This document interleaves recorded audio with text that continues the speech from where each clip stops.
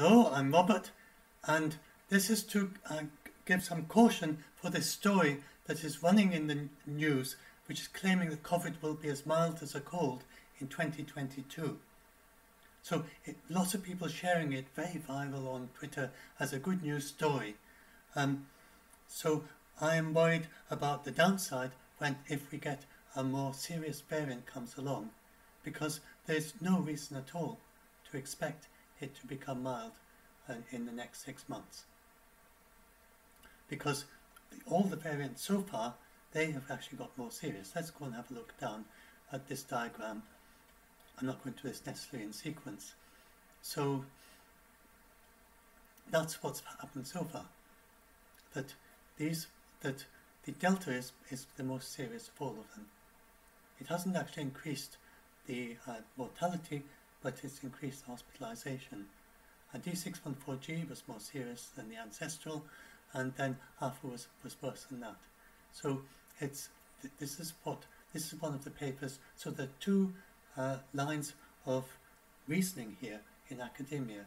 There's one group of academics who are saying it's going to become mild like the cold, and there's another group that's saying no, we don't see that in the data. We say no reason to expect that. And I don't necessarily expect that to happen at all. So this is something to bear in mind.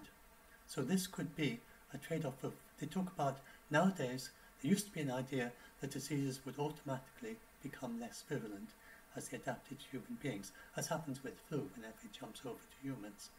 But now they think in terms of a trade-off, that it depends very much on the disease, and each disease is unique. And you need to look at the trade-off.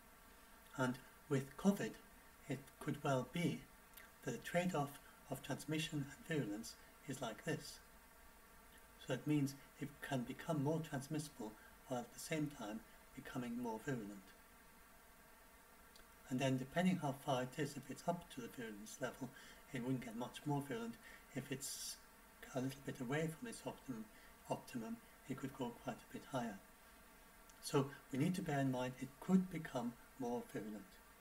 So it could become a worse disease for us. Now, this is not a reason to be scared. So the World Health Organization have been saying this all along. They've been saying, don't expect it to get mild. And it might do. It would be great if it did, but we can't expect that. And this is Dr. Maria van Kerkhove, and she's saying that global poverty, global solutions, we can drastically reduce hospitalizations and deaths from COVID, and we can largely reduce the spread. Good thing we have the tools, we need to use them. We can do them, access, science, solutions, solidarity. So that is how the World Health Organization say. So as we'll see, it's easy to tweak COVID vaccines to stop the variants. So don't worry that the variants will only evolve very slowly. It's not like flu. So COVID is not flu in many different ways. And one of the ways in which it's different is we don't expect it to be able to evade the vaccines quickly in the way that flu does. And it is evading it really quite slowly with the new variants, given the huge amount of transmission. So, and anyway, I'll talk about that later in the page. Let's get back to this. The main thing is that it's positive. There's lots of things we can do, but this particular thing is it's Professor Sarah Gilbert. Her expertise is in making vaccines. It's not especially in the how viruses evolve. And an expert reaction by Dr. Angela Rasmussen, and she said with much respect she doesn't agree with that. They don't always become more attenuated. And when they do, it's because there's evolutionary pressure, selection pressure driving it. There's no such pressure exists for SARS-CoV-2, so she doesn't see why it would become less virulent. She'd like that to be true, if you have a nice rosy picture of it was true, but she doesn't see it. And she said that with SARS-CoV-2, so now let's go and look at this little bit. I won't go into all that. I'll talk about it down here. Well, first of all, Yes, I'm sorry, being a bit erratic. Let's go down. Let's find this. This is how when you're talking, sometimes it's different from the way you write.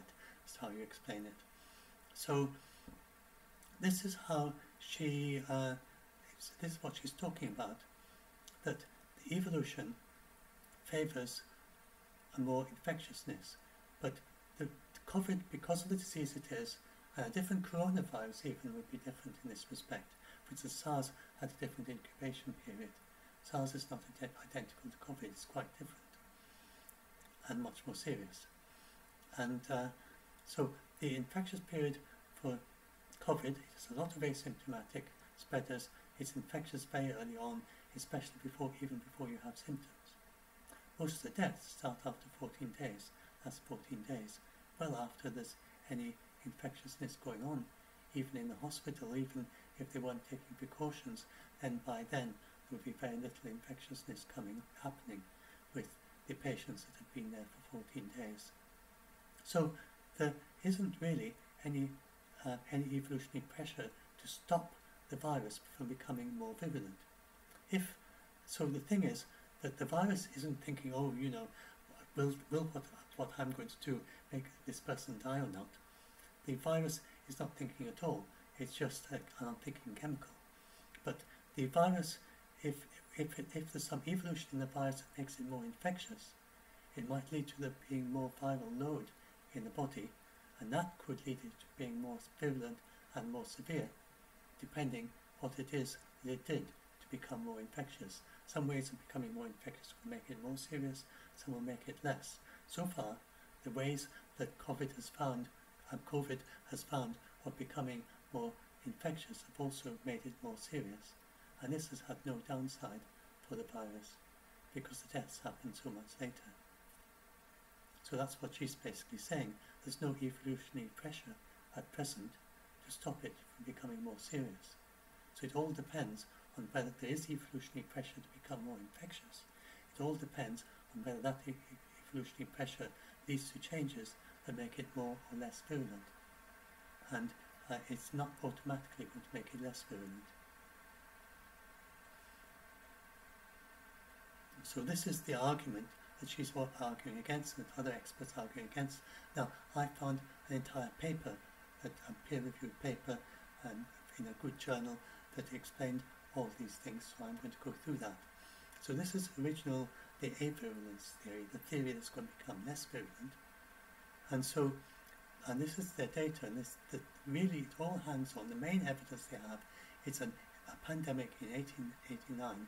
They work out that OC43 crossed in around 1890. If that 1889 pandemic was OC43, then it became mild within a few years.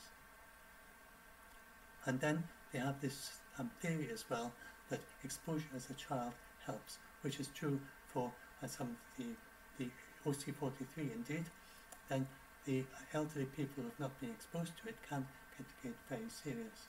So this leads them to think, well, maybe if we have children who are exposed to COVID, but of course, I mean, that's talking about decades in the future, where once our kids become elderly people, then they think that for them it will be a less serious disease.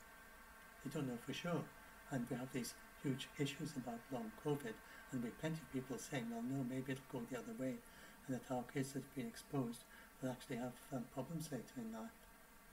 So, you know, they've got somewhat reduced lung capacity, some issues with their brain, of cognition affected somewhat.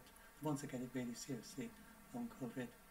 And there's some, now hopefully this is not true, hopefully it's short term. So there is some evidence that it impacts on Alzheimer's and Parkinson's and disease like that. But it has effects very similar to those diseases, and it impacts on the same parts of the brain as Parkinson's and Alzheimer's. And but it seems, hopefully this is short term, and it's not going to be a long term effect.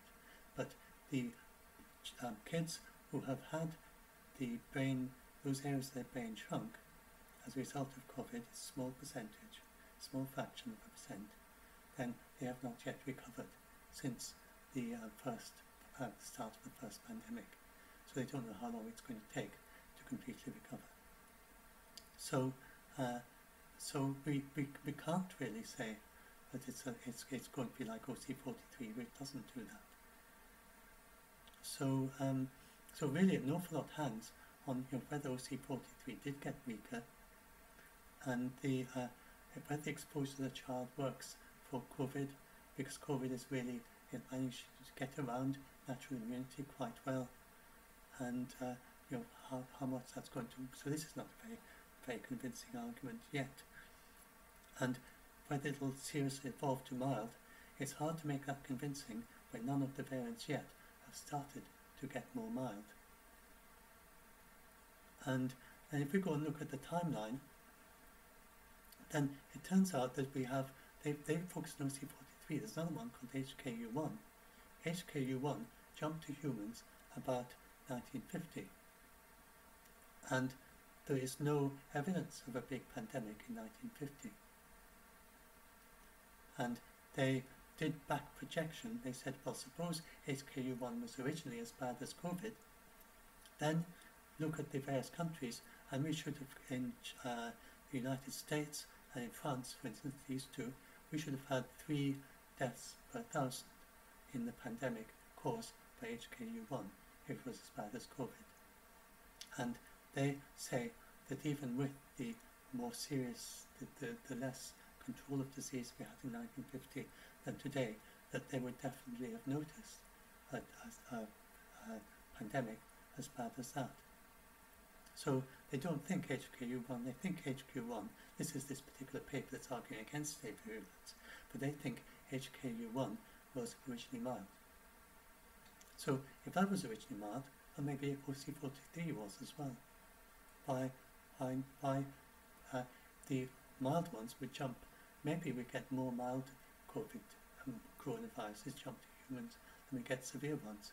And we've just been unlucky recently, or maybe because of exploring bat caves and things like that, and pressure on wildlife, and we've got more serious ones come to us. So, and if you go and look at the OC43 one, then you go and look at it, and you'll find that this paper that this uses the source for saying that OC43 may have been, that the 1889 pandemic might have been OC43, they actually mention that the survivors, and they were tested in 1957, just before there was a pandemic of H2N2. They got blood samples just before there was a pandemic of H2N2. They checked those samples of the new pandemic with the old one, and the old one looked like the new one. So people who've been exposed to the 1889 Russian flu, then they seem to have antibodies to H2N2 with the very primitive science of the 1957.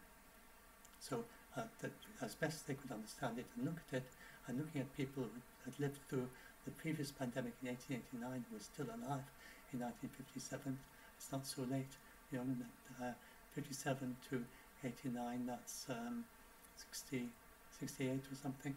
So they had quite a few people who elderly people who had been children in 1889, and these people, they found H2N2 antibodies. And then the argument for saying it would be OC43, they just say it would speculate. However, it is tempting to speculate. That's all this paper said. That's so much has been made of. And this another argument is that central nervous symptoms were more predominant during the 1889 epidemic than other influenza outbreaks. That's not a very strong argument, because although central nervous system disorders are quite strong, are quite common in pandemics, when the influenza virus has just leapt over to humans again for the first time. Then you get things like febrile seizures and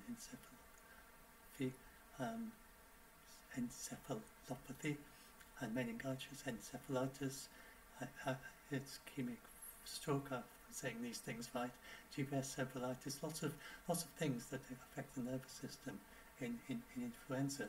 So this could have just been one that jumped to humans that happened to be particularly bad in terms of affecting the nervous system. It's not a very convincing argument for saying that it must have been OC43. So if we get rid of OC43 and then HKU1. It just leaves NL63 and what's the other one called? And 229E, that's one. And those two, and they seem to split off from each other sometime around 1100, and they may have done, and they've been around for centuries.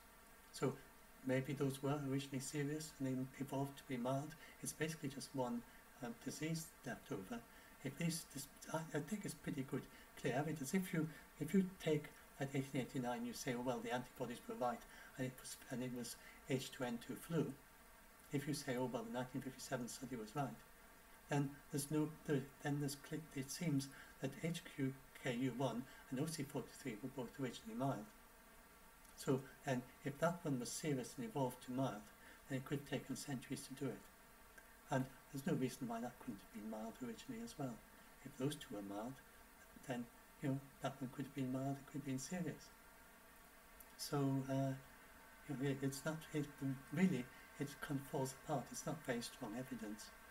So now, if we go and look at again another thing that Professor Angela Rasmussen said, is she said that furthermore we know most about the mutation in the spike, which is what Dr. Sarah Gilbert focused on, not surprisingly, because that's what her life work is about.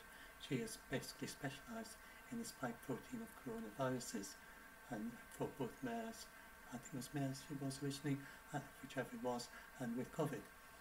And Dr. Angela Rasmussen is saying that what about all the other variations throughout the genome? And this is to point to a way in some of the direction of some of them. And so, because the way it interacts with the body is immensely complex, so it does enter the cell by the ACE2 receptor. But once it gets in, it disables your immune system response. And I think I'm going to pop over to, I've got a comment down here, which I go into rather more specialist. No, I'll talk about that later. I'll talk about that at the end, so as not to get too distracted from the other stuff. But it turns out that it's immensely complex what it does when it gets into your cell, and it has some unique adaptations that the other coronavirus, well, SARS certainly doesn't do. It makes the cell sticky. It sends lots of spikes out to the surface of the cell, and these spikes interfere and to make trigger something in the surface of the cell, a particular kind of channel that leads to the cell surface becoming sticky, leads to cells sticking to each other, and then these cells fuse into each other, which is something that happens to make the long muscles, and so it's something cells can do. And COVID co-opts this to make very big virus factories that can have up to 20 cell nuclei in one very big huge cell. And then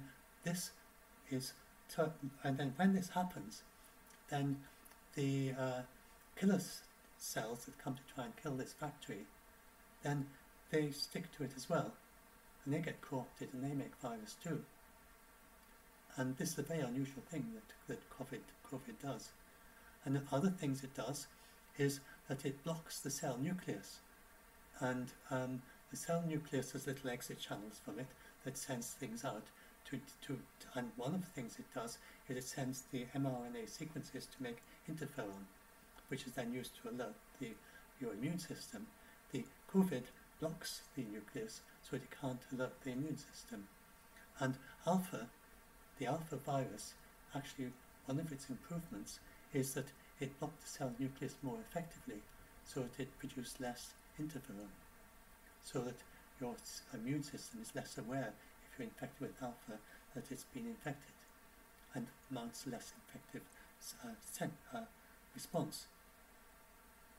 Another thing that it does is that as the virus unusually doesn't just bud out of the cell walls like many viruses do. Instead, it co-opts something called the Golgi apparatus, if I'm saying that right, and it's usually used to package enzymes and stuff and send it throughout the cell. And COVID repurposes that, so that it turns that into viruses, and it packages the messenger RNA up into a virus with the spikes sticking out and everything, and then it sends that out to the cell. And it may also use the lysosomes, which are kind of basically trash cans that your cell throws out when it's got things it doesn't want anymore. And so unusually it's a rather slow way of getting out of the cell. And on its way out, maybe part of the reason why it does this is because of its furin cleavage site. That on its way out of the cell, then if it's in one of these lysosomes or one of the packages from the apparatus thing, then it's much easier for it to break the furin cleavage site, which is something it has to snip in order to get into another cell, in order to be very infectious. It can get into a cell without snipping the furin cleavage site, but it does it much faster if it does. Now, both alpha and delta modified the furin cleavage site to make it easier to cut as it exits the cell, which makes it more infectious. So there's an awful lot more than the rather well known the binding of the spikes to the cell to the ACE2 receptor, which a lot of attention has been that the alpha and delta get better than that, but there are many other things that they got better at than that. So this is what I'm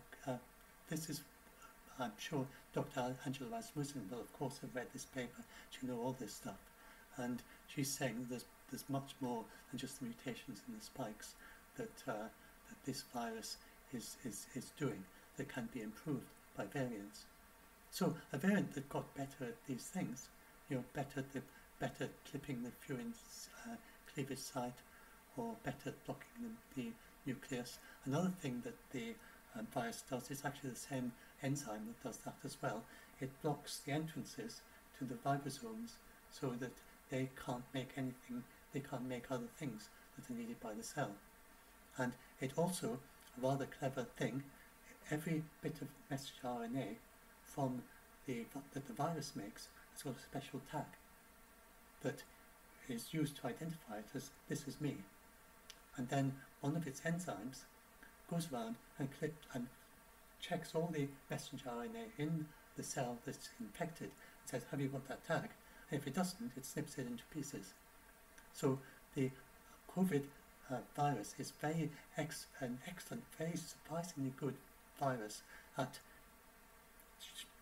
dampening down your immune system so your body doesn't notice it, and then co-opting huge things together so that so these big cells with all these nucleuses, they're doing nothing, they're dedicated virus factories. Other viruses will kind of repurpose it, so some of the machinery is used to make viruses. COVID, it repurposes the whole machinery inside, so it does nothing but make viruses. It can't make anything else, hardly. It does other bits of it as well. I just mentioned some of the things it co-opts. Basically, it co-opts almost anything that's left in the cell, so that all it does is make viruses.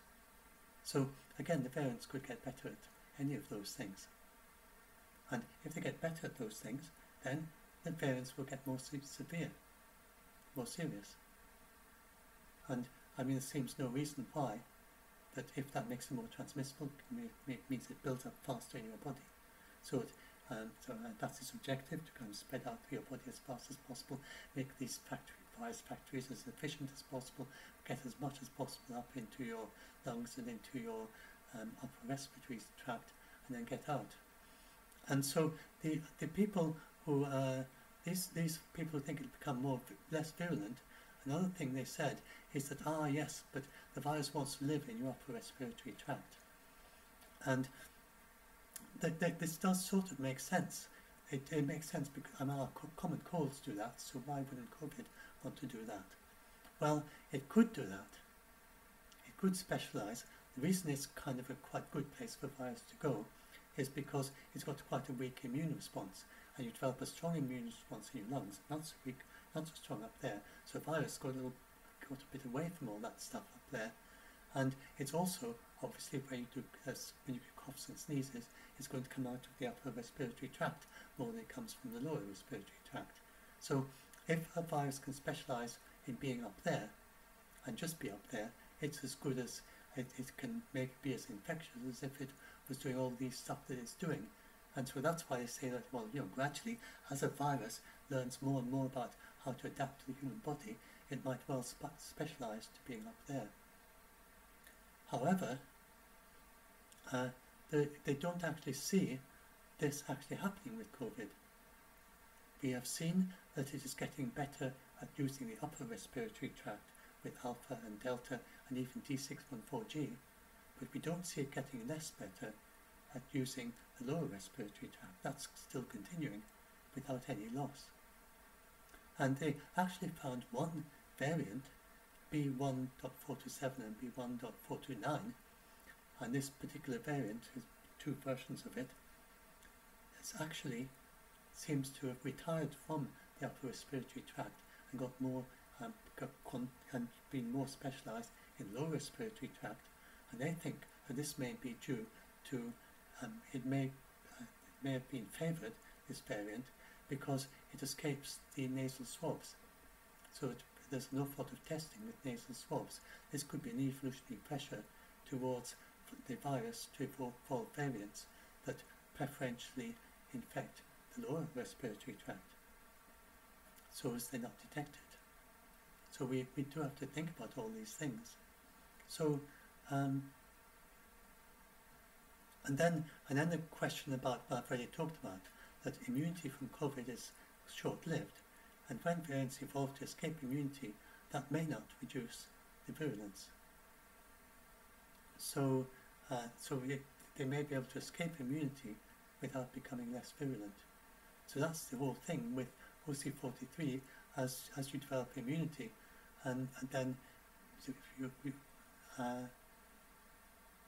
then the OC43 is in a stable state and it seems to have been mild all along. But perhaps COVID, when you develop immunity to it, then a new variant will come along and it will evade that immunity. But why would it be milder as a result of evading the immunity that you already got? That's really the question. And if it and then another thing about COVID, and it's not in this paper, and I should mention, I forgot to add a link to it, is that it's especially uneven. That you get a few people who get it very serious, and then lots of people get it very mild, and lots of people get it not at all. This means that even if the virulence has any downside, then it's not going to put much evolutionary pressure on the virus, because the virulence is only a few percent, or a fraction of a percent, the ones who die, and most have it mild. So there's very little pressure, even if the virulence does have a downside, there'll be very little pressure on the virus to become less virulent, because there's so many just get it mild. And so there's a huge amount of transmission to the mild people. So why the virus, if it's not reasoning, it's not thinking, but why would it get, why would it matter if it's more virulent in just a few people? Like if say 1 in 100 dies or gets really much more virulent, then what does that matter to the virus? Even if that happened very quickly early on. So there's isn't really much downside to the virulence as far as the virus is concerned. So we just don't know, and this is an actual quote from the paper. For some vaccines, this immunity appears to be more robust. Will this be the case for future variants? Currently, the greatest unknown appears to provide an immune escape, which can jeopardize the virulence scenarios. That's saying that's talking about how the and so absolute fitness should be abandoned. So that's what that's saying is that the strains that come and that circulate in the future and that are most preferred will depend. Their fitness may be different from ones that will work in a naive population, both with a vaccinated population or with someone who has got natural immune response that's developed due to previous variants, then the next variant will depend on that. So that happens with other viruses too, that once that you've got different variants work better. Like for instance with dengue fever, then you have two variants, and the first variant works better with naive. You often have two variants circulating in a population, one that works better with naive ones that have never seen dengue fever, another works better if they have seen it. So the fitness, what works as being fitness, it may well depend on what has already you've already been, the population that is evolving in has already had. So now now I'm going to talk once more about the positive side of things. How we're going to be able to stop these viruses. So it's absolutely true that it doesn't seem to be. I've read both papers. Actually the one that talked about it being more serious went into far more detail, had far more examples. It was much more thorough than the one that said it's going to become mild. And the one that said it's going to have mild, it had these rather weak arguments. And particularly I found the 1889 flu pandemic argument very weak, because I checked it up. So at first sight it seemed quite a strong argument, but then as I checked it up, the more I found out about flu, influenza, the more I found out about the 1889 pandemic, the weaker it got.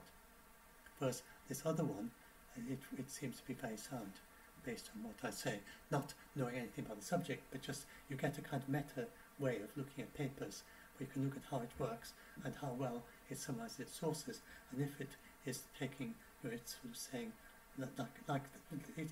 I mean, it's pretty obvious from the way you get a kind of antenna to this sort of thing, and just the way he talked about it, just sort of saying, however it is tempting to speculate. So when someone says, however it's tempting to speculate, you know that their argument isn't a very strong one. So, and it turned out, on looking further, it wasn't a very strong one. It just turned a phrase and it's kind of key to it. You start thinking, oh well, that is definitely something to look at more carefully. If they just say it's tempting to speculate instead of saying there's good, strong evidence. And so if you look at the vaccines, then they make a huge difference to deaths and hospitalization. So I'm now looking at the positive side, but how it doesn't really matter how serious it gets, we are going to be able to stop this. And even if it gets a fair bit more virulent, so please don't be scared. If you hear about a new variant that is more serious than Delta, with some good luck, then maybe it'll get milder. Maybe we'll get our very first variant that is milder with the next variant that comes along. But that would be really wishful thinking and rosy spectacles to expect that to happen. And that's why Dr. Angela Rasmussen was saying, she'd love to have those rosy spectacles, but she doesn't want to give a rosy news when it's not there yet. So we may well get a more serious version, but please don't be scared by it. Look at what vaccines are doing. And then people worry, and this I've explained. You see, these are the same height peaks, but they're for different numbers. So these much bigger numbers for the orange, which is the cases, and for the blue, which is the deaths. So when you scale the deaths, stretch the deaths up to match the height of the peaks, and that shows that the ratio, whatever it was there, and the ratio here is much, much less, because when you stretch the same height, it's just there instead of being up there. So deaths are hugely reduced with vaccination. We had hardly any vaccination back then, especially fully vaccinated. Now it's 60%, there was less than 1%. And look at what vaccination has done. It's the same with hospitalization, hugely, hugely reduced. So, but we don't have to learn to live with the virus. And Dr. Maria van Kerkhove, she says she doesn't like that phrase. She really doesn't like it. Feels like you've given up. And there are many different scenarios we can try the transmission. This is my summary for autistic people, and it's a little bit quicker to say of what she said. So they need a more direct, simpler, shorter sentences, less complicated sentence structures are easier to grasp if you are autistic. It's a just different way of reasoning, where autistic people like short, succinct statements. They don't matter how mind, and they like lots and lots of details, sometimes huge amounts of detail, loads and loads of numbers, but these statements kind of very short and succinct. Whereas the others, the what they call neurotypical, I think better think of like chimpanzees and orangutans. That they're more like chimpanzees, very sociable, but the autistic more like orangutans, which can happily sit doing things for ages without even looking at another orangutan. And so the autistic people, then they like very short, direct, clear sentences, and you expressed in a similar way to each other. Whereas the more sociable chimpanzee people, then they like very complicated, elaborate sentences and constantly saying things in slightly different ways from one sentence to the other, so as not to get bored and so on, and just be kind of innovative. They often seem to just change the phrasing for no particular reason, as I've seen from someone who's more autistic, and it's quite difficult to follow. Anyway, so we have the tools to drive transmission down so low that we can minimize deaths if we get the vaccine to the right people. We just haven't used them properly. So then she says it may become endemic, but that means in specific geographical areas, not everywhere all the time. And she says she can envision many different futures, and hope we can drive transmission down as quickly as possible and at minimal levels of transmission.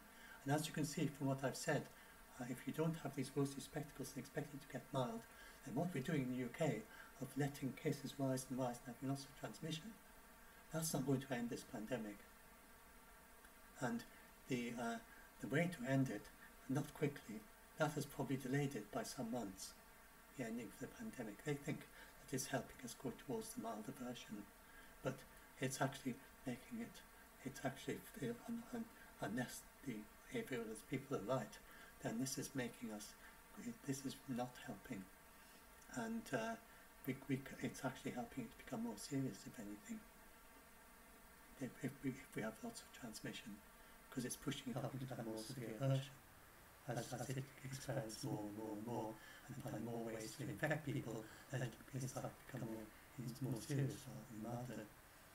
So, but we can, what we need to do is to keep pressing forward with vaccines and get better and better vaccines. And there are loads and loads of vaccines under development. And sadly, the richer, stronger economies have not put much into these new vaccines. They basically say, oh, Pfizer, we've got plenty of Pfizer, plenty of Moderna, plenty of AstraZeneca.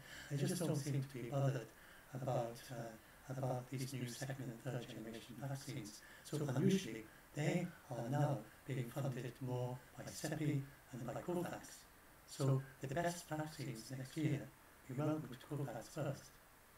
Novavax is the first vaccine we've had to go to COVAX first. At least they haven't yet approved it, but they are looking at it before anyone else. COVAX Novavax is going to COVAX first. And so we need to continue to do it all and keep cases low. As the World Health Organization have said that all along, it's not going to help things at all to have huge numbers of natural immunity. It's not likely to help, not much. They give them some, and the children who get natural immunity, and they get breakthrough infections, and the breakthrough infections are sometimes more severe. You get this impression sometimes that breakthrough infections and natural infections are always milder. They aren't. They usually are, but some are more severe, and some people have died on a second breakthrough infection, which obviously makes it more severe than the first one. So, we will continue to get deaths amongst people not vaccinated if we get breakthrough infections, and nobody really knows quite what the numbers are. and it will depend on new variants, because new variant could change all that. So we can't rely on it, but we have these marvellous new vaccines. And something many people don't realise is that antibiotics, you think about vaccines being like antibiotics, and antibiotics, once you've got resistant mutation, if you got antibiotics and use it too much, then eventually you get resistance. But now with vaccines, it doesn't matter how much, for most vaccines, it doesn't matter how much you use it, it is never going to be evaded by the virus. So it's very different from antibiotics. Even the vaccine we use for smallpox, for polio, the vaccine for measles, mumps, rubella, they have not managed to do any evasion, even after decades, and they are evolving. They're not quite the same strains, but they just can't get through it. And the reason is because our wonderful immune system develops antibodies to lots and lots of bits and pieces on the virus. And so if it manages to just have some small change that evades one antibody, the other ones still stick on, and it still can't do very much. And so if you get a good enough vaccine, then the virus has no real evolutionary pressure, because when once it breaks that one, it still is completely stopped. Or completely stopped. You get a few breakthrough cases, but it's no more for that than for that. It just looks the same. So that's why our flu is the only, and flu is a very, very unusual disease. And this is how flu does it. Flu has 8 segments of negative sense RNA.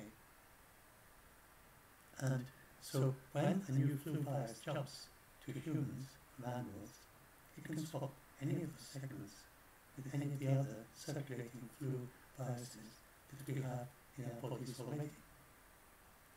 It happens when you accidentally infect the same cell. So flu can very rapidly go mild, and you can just get whatever it needs from other flu viruses. But COVID doesn't have that.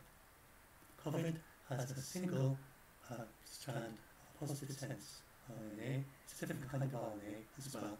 You don't need to know about the difference between positive sense means that the messenger RNA is translated directly into proteins. So with COVID, then this is actually can make proteins directly, this stuff. Whereas with flu, this stuff works more like DNA, and it creates messenger RNA, which then makes proteins. Just two-stage process. So they're very different viruses. They're not related. I mean, they certainly have some.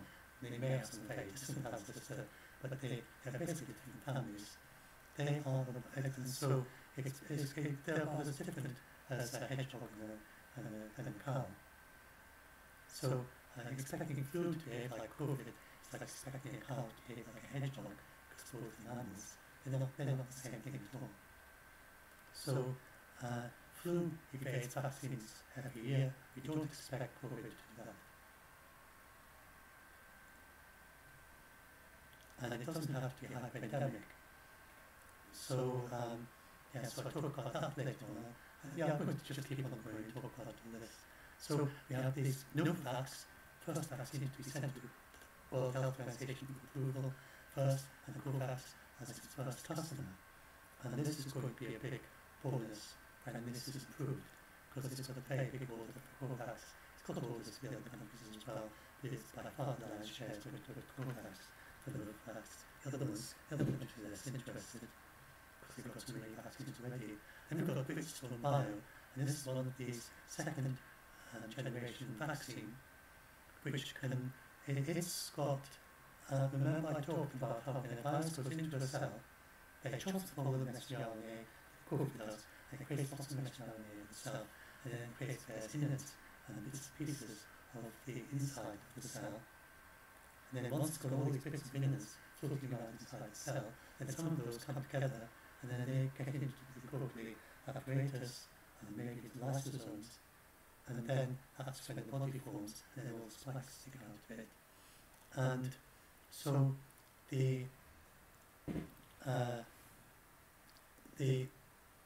vaccines we have so far, they only work with the spikes, so it waits until the virus has actually left the cell, and then it looks for it floating around in the bloodstream, and then it catches up to the spikes. But CRISPR Bio has also, it trains the killer T cells, which are different kinds of cells, which come and kill cells. And these go and look at the cell. If the cell's got some of the innards, so some of the innards will kind of spill out of the cell, the killer T cells will notice it, and they'll come and sniff it. I hope I got that right, I'm not an expert.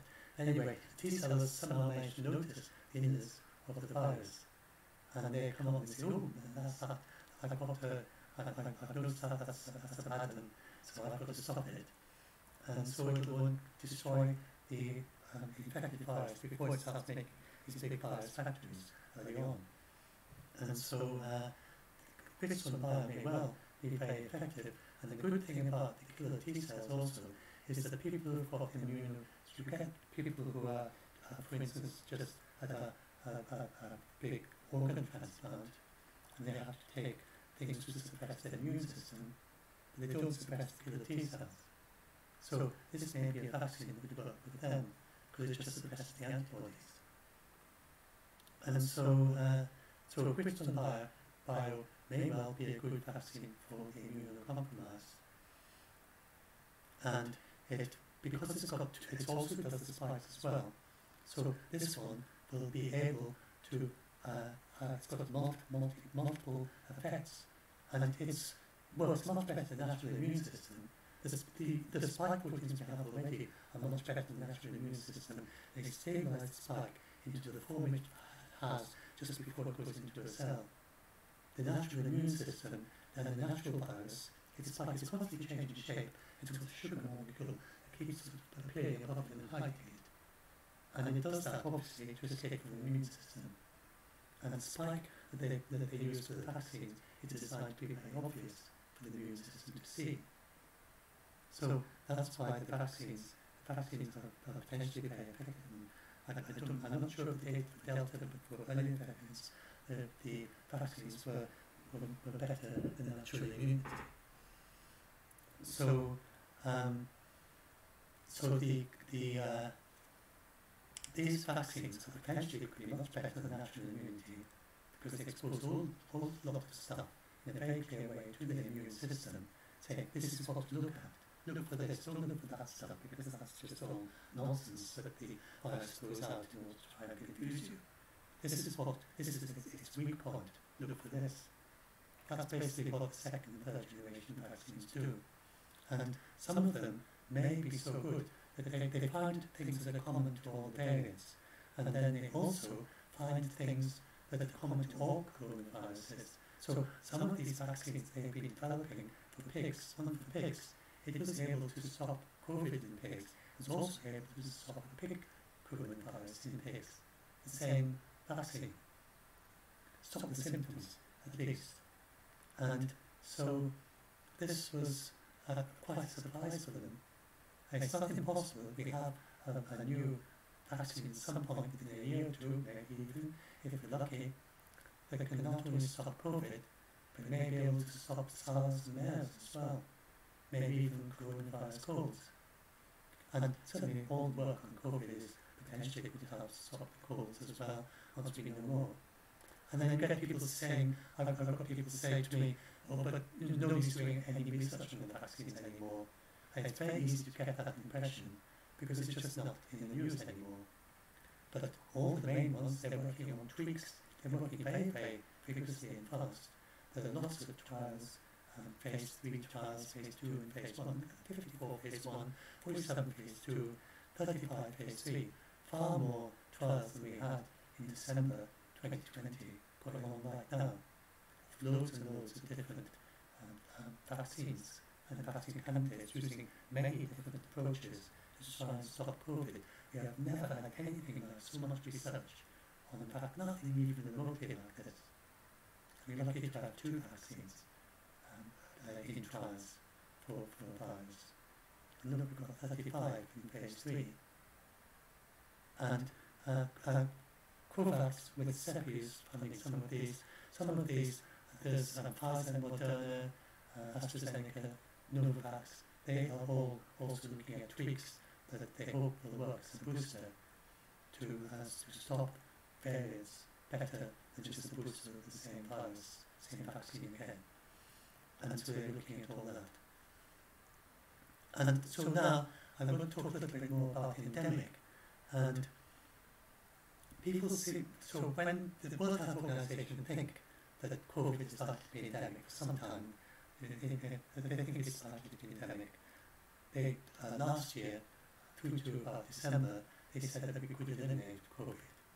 But it just got, with all the variants and Delta and people not being careful, I mean, who knows what would have happened if, but the way that the United Kingdom, the United States, some state in the United States, just let cases rise and rise and rise. And then the vast vaccine inequity, that since we had the vaccines in December 1920, we could have had far more vaccines by now, and we could have had it far more controlled, and maybe be on route to eliminating it by now. But sadly we never did that. So they see it becoming endemic, very likely becoming endemic. But endemic does not mean what many of you think it means.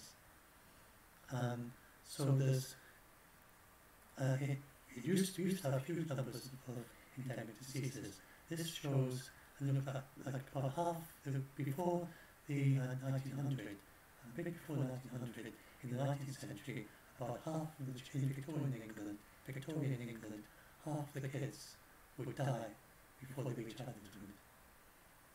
And this has got way, way down. And then in 2017, then global youth mortality is 4.45%, is far less in the most developed countries. And that's it for mortality before age 1. And a lot of that was due to infectious diseases.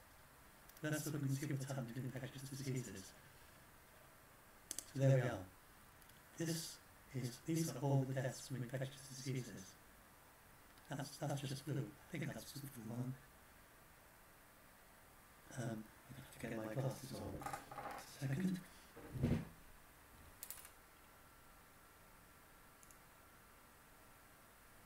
And which is influenza? Oh, that's pneumonia or influenza. They probably couldn't distinguish between the two back then. So pneumonia or influenza, and that was then that much. And that's influenza alone. Most of these diseases that used to be hyper-endemic. So hyper-endemic means you have large numbers of deaths and very serious disease, large number of cases and large numbers of deaths. You could have hyper-endemic, you could say colds are hyper-endemic, but they don't produce deaths. So hyper-endemic deadly disease, not serious amounts. So back then we had multiple hyper-endemic deadly diseases: polio, smallpox, measles, and we had other ones that were quite bad, but didn't kill lots of people. I mean, polio, no, that was the effect on, it wasn't just the deaths, it was the lungs and all that. And all that's just been squashed out of that tiny little blue bit down there. All that is that little blue bit there. And COVID is nothing, hasn't gone up to anything like that. That's 8 in 100 died in 1800 every year wait a minute, I've got the figure here. Where's the thing that shows? Yes, there we are. So 1900, about 1800 died from infectious diseases every year. They peaked more than that in 1918, and then it's gone way, way, way down. And of course, COVID has increased, but it's nothing like that. If you look at the total deaths in the United States, the worst is 0.7 or 7 in 1,000. No. Yes, 7 in 1,000 have died in some of the worst counties in the United States, which is very sad and a lot. But that is less than a tenth of what would have died of infectious diseases in 1900 in those same counties. So if you could take someone from 1900 and jump them forward to our present day, especially with young children, they would be astonished at how few people die in our society. So that helps put it in perspective. It doesn't mean COVID is good, but it just shows you that how much we have improved since then. And flu is the only remaining hyper-endemic deadly disease. And people just forget that, how much we've done. And so they think, well, COVID's just going to be like flu, because they forget that all these other things were deadly diseases back then, including also common things like tuberculosis and diarrhea. So tuberculosis is still a problem in some parts of the world. And you just forget about all that.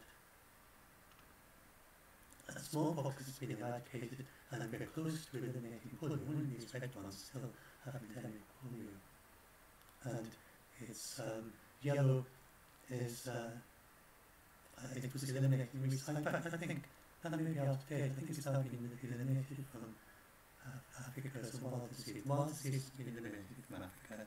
There's still some of so the only reason really that we still have polio is because we weren't able to. They did the transition. They wanted to do a transition. There are two types of vaccine. There's a very effective vaccine that was used in Americas and Europe and so on. And there's a much less effective vaccine that was used in Africa and other parts of the world. And they wanted to transition to that vaccine. And if they'd done that, polio would have been gone by now. Because the less effective one is one that it actually is still life attenuated. This is not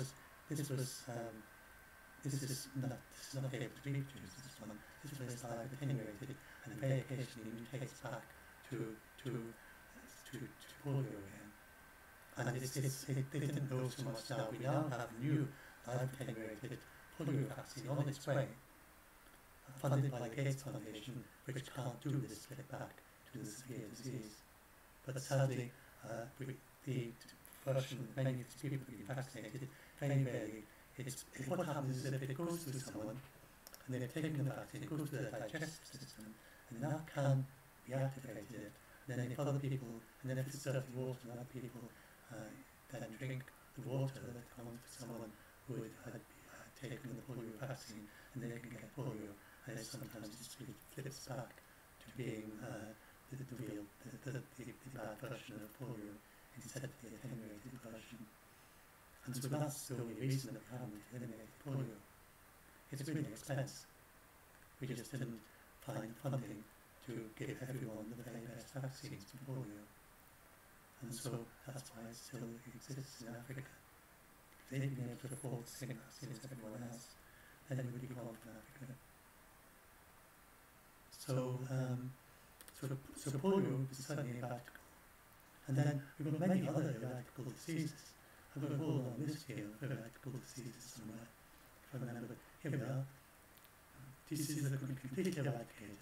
Guinea worm disease, lymphatic mumps, hepatitis B, polio, pork tapeworm yaws, malaria, and river blindness. Those could all be completely eradicated from the world because we've already got effective methods to stop them.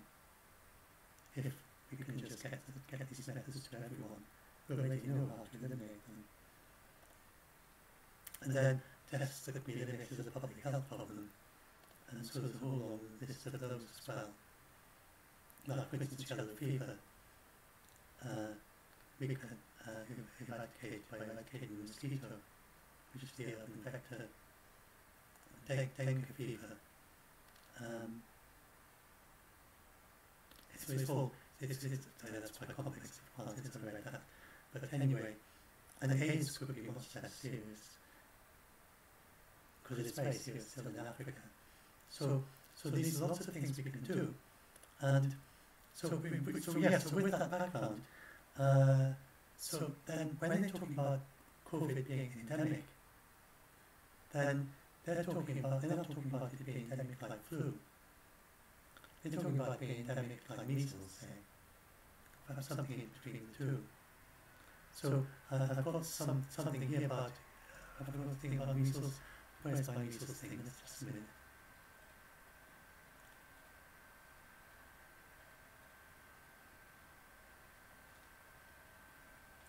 something here about measles. Let's see if I can find it.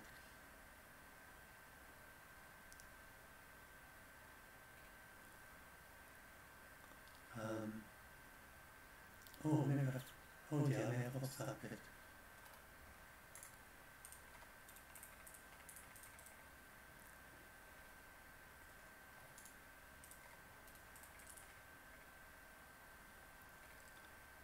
I just have to say it, I think, if it's not there. I think I've somehow lost a bit about measles.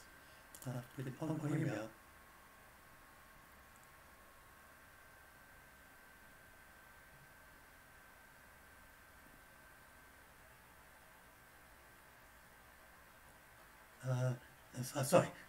Sorry to hold you up.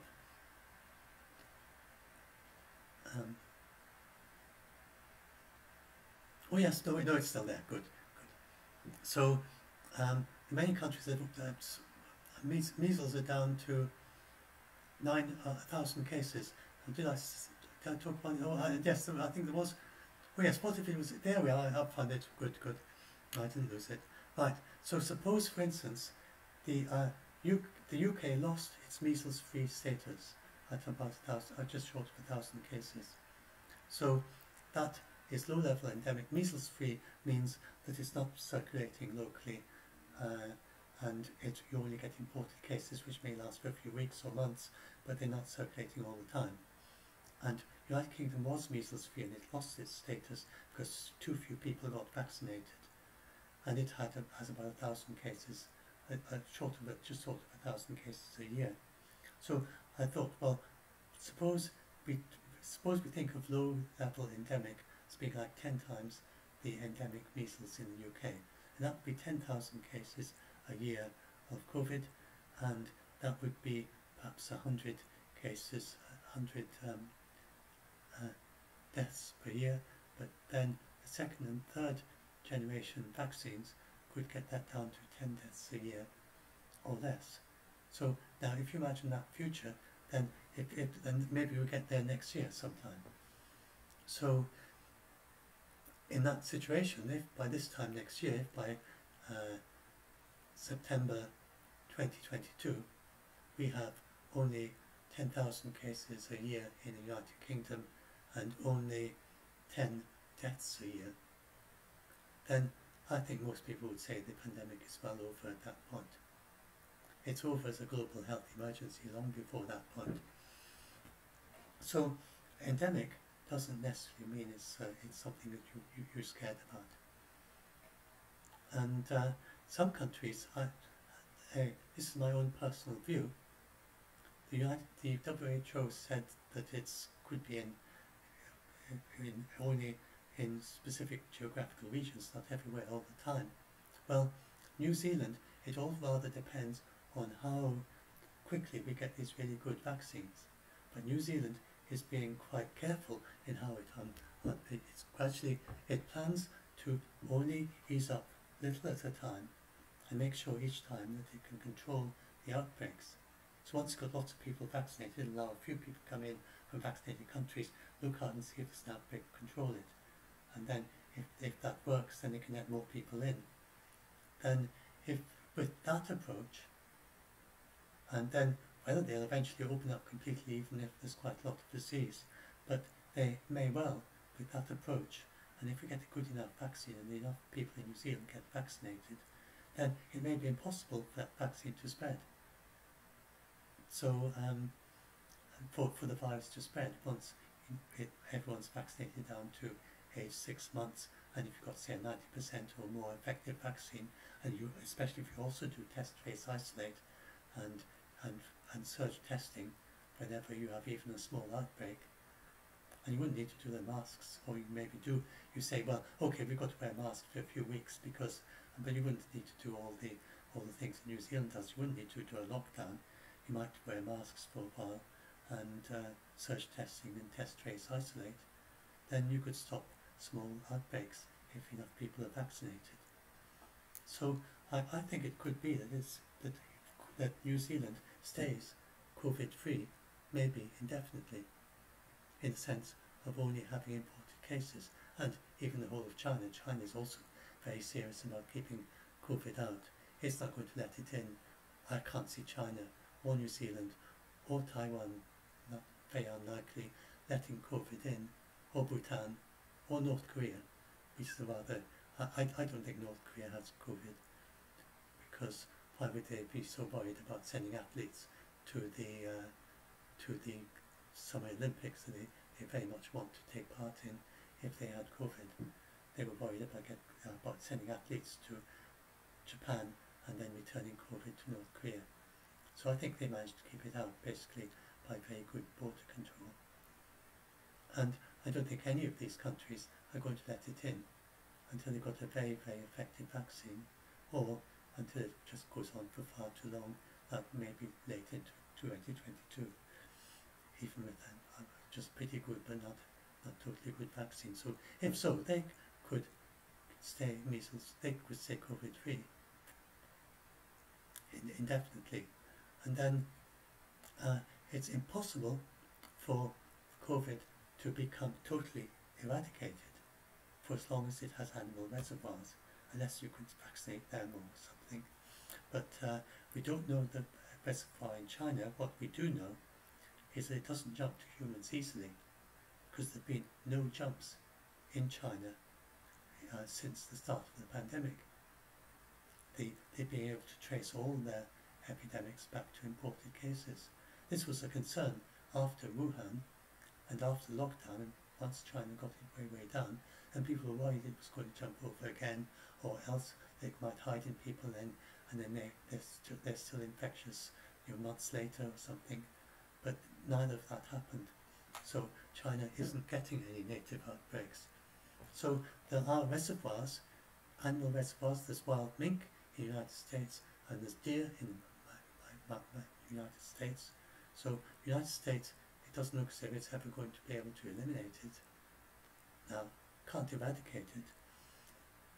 But if we have a good enough vaccine, then it's probably very rare that it jumps from deer to humans. You can put precautions into place to make sure it doesn't jump from deer to humans. And we never eliminate yellow fever, as it circulates in wild monkeys, but the yellow fever vaccine gives 99% immunity 30 days after vaccination. So some vaccines are really excellent, and we don't know what the limit is for a COVID vaccine once we've got these second and third generation vaccines. But so if you have a vaccine like that, or even 90%, because it jumps over but very rarely, and it quickly fizzles out, then it doesn't really matter if COVID has reservoirs somewhere, as long as they don't jump to humans much, and they're very easily stopped. So in that sense, I do think with a good enough vaccine, and if we can get over vaccine hesitancy, and if we reach the point in 2022 where we have a vaccine that is, say, 90%, 95% effective, and we have that COVID has, the new variants haven't evolved to be much more transmissible. Even if they got up to 18, then we stop measles at 18, or not of 18. It's unlikely to go that high. It's a 5 to 8 at the moment. So, I mean, suppose it even went up to 10, then with a 95% effective vaccine, then we wouldn't, even with 90% you see, but 95% if you assume some level of vaccine hesitancy or uneven coverage, then it becomes one of these diseases that in principle we can eradicate, or at least we can eradicate, except we can't eradicate from the animal reservoir, so it's not quite an eradicable disease, it probably never will be, but it is something that could be eliminated as a public health problem in humans completely, if we were able to get down to that. Where you just have very, very occasional outbreaks, a bit like bird flu, where maybe a few people get sick, and if you're very unlucky, one of them dies. It's not impossible. And then longer term, we've had such a huge, absolutely incredible increase in vaccine knowledge and understanding and techniques, And someone said that we've gone forward a decade in our understanding of vaccines in just 1 year. And so maybe, who knows, you shoot for the moon, then maybe we get a vaccine for flu as well. If we can eliminate flu as well. Flu is a very low R0, only 1.5. And so it doesn't take a very effective vaccine to eliminate flu. If we had a vaccine for flu that was 80% effective, we'd be able to eliminate it easy peasy. So long as we didn't have too much vaccine hesitancy. So it's not too impossible. But flu has turned out to be incredibly difficult because of that whole thing that I explained about how flu is got these 8 segments. So what on earth do you do? How do you deal with that problem of all those segments that you've got to? But they think they can do it. It's not, they're not confident they can do it. They've got the plans and ideas for how to do it. And especially with messenger RNA too, we can have lots of multiple vaccines to multiple variants of flu at once very easily. And it might be that someday we can eliminate flu. So I think look at it the other way, that COVID is, I'd be very surprised if COVID is still hyper-endemic this time next year, because we've had such a high success rate with the vaccine so far. And so unless there's something very strange about second and third generation vaccines, and for some reason they all fail, which seems incredibly unlikely, then just about every vaccine that has been in phase 3 trials has passed. Absolutely incredible. So if we have the same level of success with second and third generation vaccines, and if those vaccines are as effective as they seem promising to be, then we've got the huge surge in vaccine capacity, and a lot of them now through COVID are going to be going through COVAX in the future. Then by this time next year, we will be making enough vaccines for the entire world to have a new dose every 3 months if we continue with our expansion of vaccine capacity. It could be more than that, because the new vaccines that could be made using hen's eggs, for instance, which are not counted in that figure because they haven't been proven to work yet. But they're very promising, and the several countries actually have got them. I think they're in phase 1 trials in some countries already. And they'll be one of those many phase 1 trials.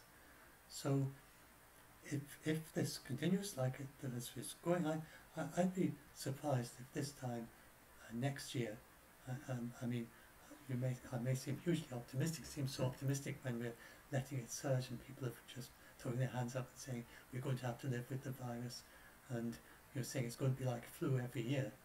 But from the science that I've seen, the best I understand, and you're reading the papers, listening to the experts, I know the World Health Organization don't talk like this, but there's some element of politics there, because there's so much of this. You're saying that it has to be like flu, and there's a big academic pressure there. Lots of academics all saying we're going to have to live with it, it's all going to be like flu. And the World Health Organization, and they'd be very much siding with one group of academics if they were to say that we can eliminate COVID.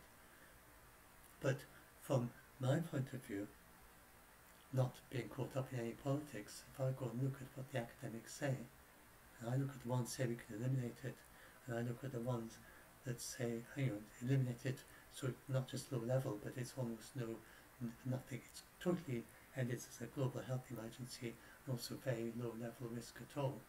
Not like flu, just a few deaths a year. If I look at those people, and I look at the one who say we have to live with flu, the one who say we're going to have to live with it and it's going to be deadly every year like flu, they have almost no arguments behind their position. They just have allergies with flu. They don't seem to pay much attention to other viruses. And I think it's at least partly because we have so much very strong emphasis on flu pandemics, and they're just thinking, well, we've trained all our life in how to fight flu, and this is what we've been training for our life, a really bad pandemic. So they bring all their expert knowledge on how to fight flu. And then part of that is that you can only, that flu will remain as hyper-endemic after you've finished fighting it. And I don't really see very much more apart from that. Just analogies with flu.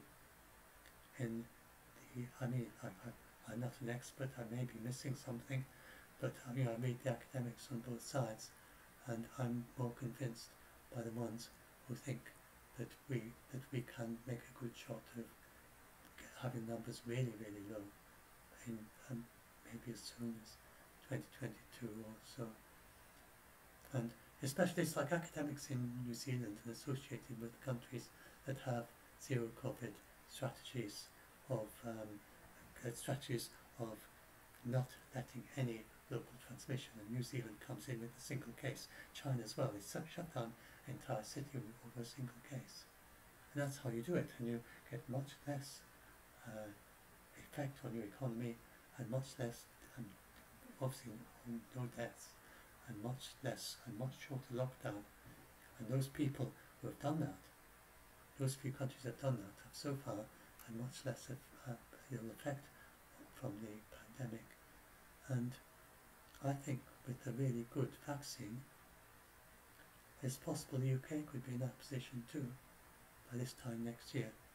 But anyway, whether or not, that could be me being too optimistic, but that is how I see things.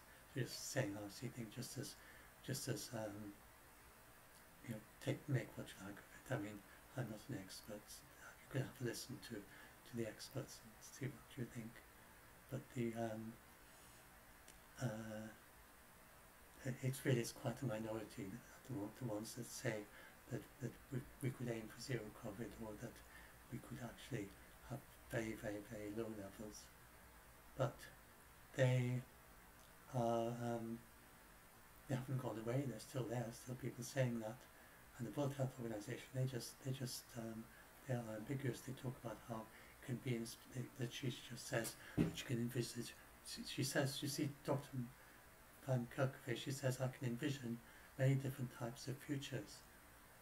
And I may be reading too much into that, but in one future you could envision, but she would be that large areas of the world have it eliminated and are COVID-free, just like large areas of the world are measles-free and polio-free. And so, of course, we've got no idea what she can envision, because she didn't talk about what she can envision. But I see that as at least large areas becoming either very low COVID or eliminating it. I don't see why not, really, if we have a good enough vaccine. Because if you can do it with polio, if you can do it with measles, which is a much higher R0, then if we have a good enough vaccine, which still seems possible, why can't we do it for COVID? But it'll all depend on the vaccine, so we'll know better this time next year, and we'll see what's actually happened. But we are definitely, the World Health Organization are confident it's going to be over, as are pretty confident, they're very optimistic, it'll be over as a global health emergency, probably sometime next year, with the death and the hospitalisation, that's a thing of the past. Like the UK is treating it now, but sadly we still do have very high levels of severe disease here in the United Kingdom, and there's a little bit of, but do put it in perspective. What we in the United Kingdom see as being an awful lot of severe disease, an awful lot of death for those who, then there's something, but that's all right, we can live with it. But do bear in mind that what we call live with it, we'd have seen paradise in terms of infectious disease in the year 1900. We come forward hugely since then. So, and also compared with even some of the weaker economies maybe 30, 40 years ago, and even in Africa today, in many areas there's still epidemics, very serious epidemics year after year. So for them, for many in Africa, and for some reason they haven't had COVID so bad. And COVID is really another epidemic of many that they have, because they have epidemics far more than we do of in the wealthier countries of common diseases that are preventable. But they just don't have the funding to stop them. And this, hopefully, this is going to change with the huge vaccine capability we're going to have with COVID. Then that vaccine capability, which weaker economies will have too, as things move on, then that can be shifted over to vaccines for other things, like malaria, like yellow fever, and so on. And so I actually see, I think one way or another, we are in for a really quite positive. It's really quite positive in the long term. When you, if you look like say 2030, we may look back at 2022 as the year when we ended the worst vaccine inequity, and at last, instead of that having second-class vaccines like happened with polio in Africa, instead of them having a second-class vaccine that doesn't really stop polio quite so well, that the entire world has the best vaccines, and I think, and enough of them, and making their own vaccines. And I think by 2030, people will look back and see this as a good time, really. They won't look so much at the vaccine inequity, because with historical perspective, the vaccine inequity this year is actually much less than in previous years, even though it's really striking because of COVID. But they will see the transition, and then they will see next year when we have far more vaccines for the weaker economy. So I think with hindsight in 2030, next year, this year, the start of next year, and then in a way it'll be the year when we became more civilized. I think an extraterrestrial looking at us may see this as the very beginning of civilization on Earth. They wouldn't be impressed by all our machines and things.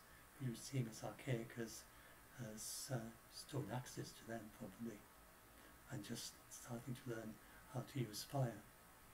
But they might well say, oh, look, if someday we ever encounter an extraterrestrial, maybe living around another star or something, and talk to them via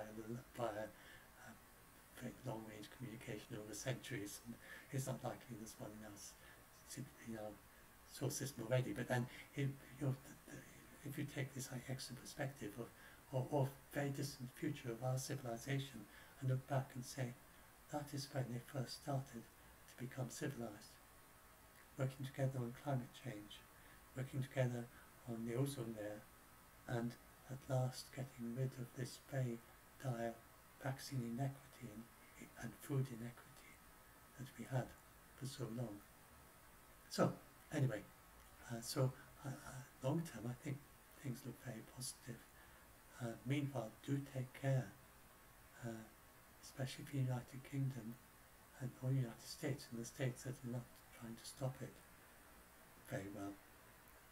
Then you don't want this disease. It's that the people going around saying, oh, everything's back to normal. Where I live in Scotland, we're not far off the highest prevalence we've had for the entire pandemic. And yet, a few months ago, everyone around here was, people were just being very, very careful. Everyone in England and Scotland, they were wearing their masks and taking care over everything. And then Delta comes along, cases surge up, huge amount of transmission, and they say, okay, everything's over, including the unvaccinated people. It's really quite strange. People who refuse the vaccines say, oh look, everything's over. And yet, especially if you're unvaccinated, your risk is much higher than it's ever been for the entire pandemic. So do be careful and judge your risk by the level of community transmission around you, and not by what your government tells you. If your government tells you that everything is fine, but you've got one person per 100 in your area getting COVID every week, say, then everything isn't fine. So sadly we have to say this today, because there are quite a few governments that are saying that, but like the United Kingdom especially, in England especially, saying everything is fine, when really it isn't. And I don't think this disease is at all likely to suddenly become as mild as a cold in the next 3 months or 6 months. Extraordinarily unlikely. It's no hint of that. And all the reasoning suggests that if anything, it may have reached its maximum severity if we're very lucky, or it may become a bit more severe, may even become significantly more severe. It's not very likely, given its trajectory so far, that it turns around with the next variant. So do be very careful, but we do have the end of this coming. So anyway, hope this helps, and I hope this helps some of you to be more positive long term, and even though it's a little bit of a downer in the near term, in the long term it's very positive, and it's just basically not wearing rosy spectacles, but just looking at things quite carefully, and it is still a very positive situation, and it just, anyway, that's it. So let's stop this, and hope this was help some of you. Do like and subscribe to the channel, my channel, and very welcome to come to Doomsday Debunked if you're scared, and also if you're good at helping scared people, and also if you're good at working with autistic people or people with bipolar disorder or very imaginative and scared people. We have people like that in the group, good communication, and be able to show your sympathy in a way that helps them when they're very panicking and suicidal and scared. Anything like that is very, very useful in the group. And maybe see some of you there. And there's my blog. I'll put the link to this in the video description.